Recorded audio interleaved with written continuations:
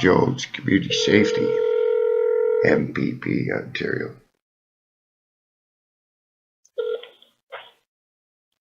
Sylvia Jones' office, Michael speaking. Yes, Marco, this is Gary Thompson calling. I was at a community safety meeting on Sunday with the police and the federal ministers, members.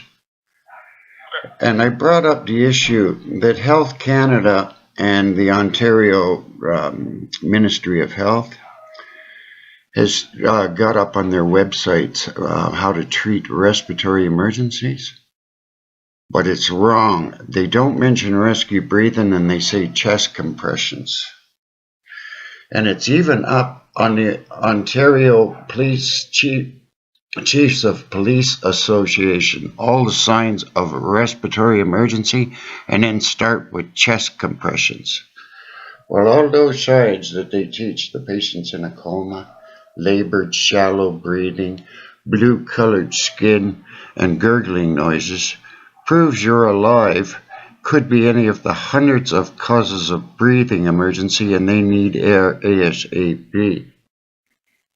Oh, can I stop you right there? Yeah. I'm not the right person to talk to about this because we're the constituency office. Yeah, well, there's 1,000 doctors, and went to the legislature back when Kathleen Wynne was premier. And Yep, that's sorry to interrupt you again, but well, I don't know. You should check it out for your own safety, buddy. At Gary CPR, it's all published up there. For your own safety, I think you'd be concerned.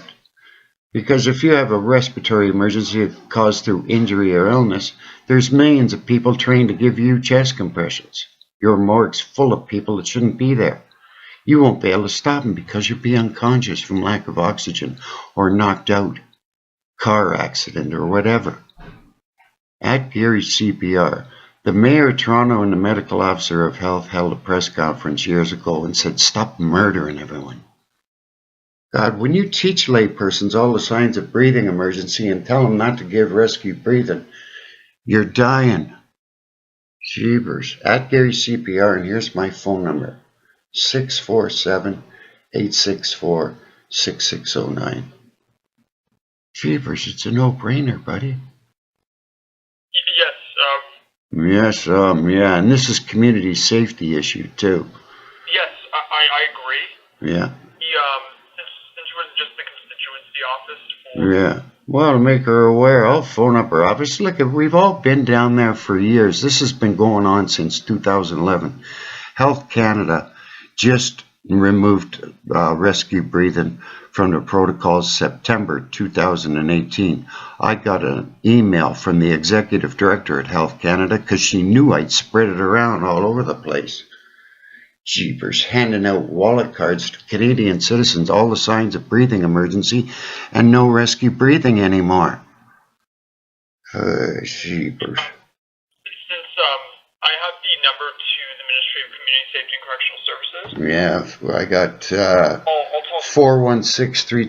416-325-0408. Or what? You got somebody direct? That's just a general. Oh, no, that's, yeah. Okay, well, give me a number that somebody will answer the phone. I'll provide this information to Sylvia because I'll see her this week. Yeah, at Gary CPR, it's all up there. I made a deputation to the Board of Health on the 25th. There was a doctor made a deputation right after me, a medical doctor. He says, I'm sick of telling parents their children are dead needlessly. God. Going around teaching millions of people to kill people, and they're doing it. I know of parents that have killed their own children, suffering a seizure or knocked unconscious, because you've been publishing in the newspapers all the signs of breathing emergency and then give chest compressions. The Heart and Stroke Foundation wrote them a letter back in 2013, told them to stop murdering everyone. I'm the only one up on the Heart and Stroke Foundation's official site about it all. I've been published in the resuscitation guidelines, all the medical journals. There's nowhere in medicine that will say deny rescue breathing to anyone that's blue. If you're blue, you need air, ASAP, or you're dying. Your blood chemistry is toxic from lack of oxygen. It's killing every cell, tissue, and organ in your body. Can Yeah, it's up on our website. Yeah, will it go to the constituency office so you can see it? Yeah, and I'll send it to the right, like I'll send it to the person, Yeah. to see it, because I know a lot of people in the ministry, and those. Yeah. So if I send it up on the website, that I see it, it goes right to your office too, eh? Yeah. So I'll do that. I'll give you the email. It's Okay. Sylvia. Yeah. Dot Jones. Yeah. CO. CO. Yeah. Constituency office. Yeah. Okay. At PC Papa Charlie.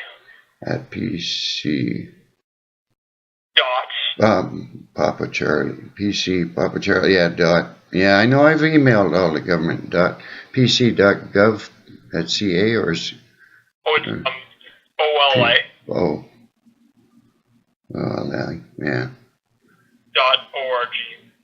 .org. So I got Sylvia Jones, CO, at pc.ola.org. Yeah, and it's Sylvia.Jones, CO. Yeah, Sylvia.Jones. Yeah, okay, I'll send it right over there, buddy.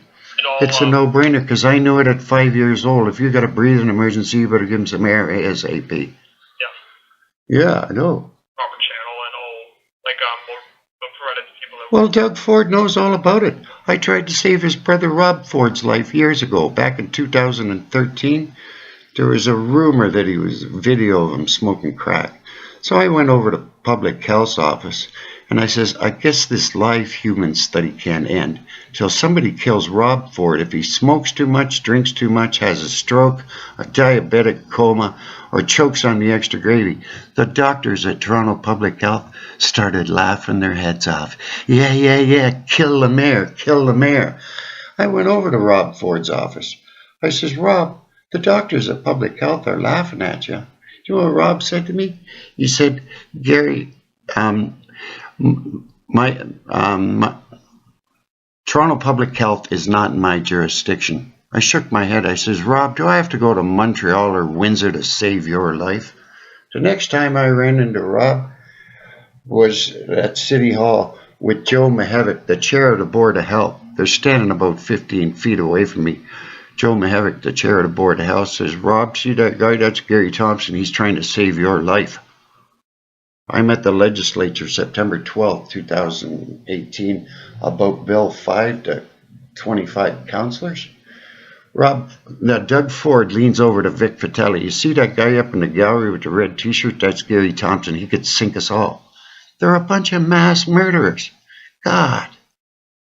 It's a no-brainer, buddy.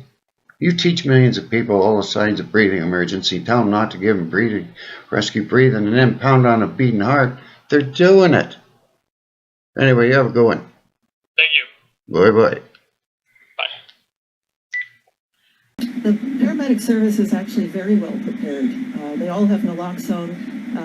The most important thing when they get on site is actually ventilation as well as oxygen. But I think what we heard loud... Because that precise example was used as to whether other first responders should have naloxone, and it was said that that was not the case, that the priority, for example, when the fire department are often the first to arrive, should be on ventilation, as Dr. Yaffe just said. But let me just say this about the disaster or crisis that comes to affect a big community.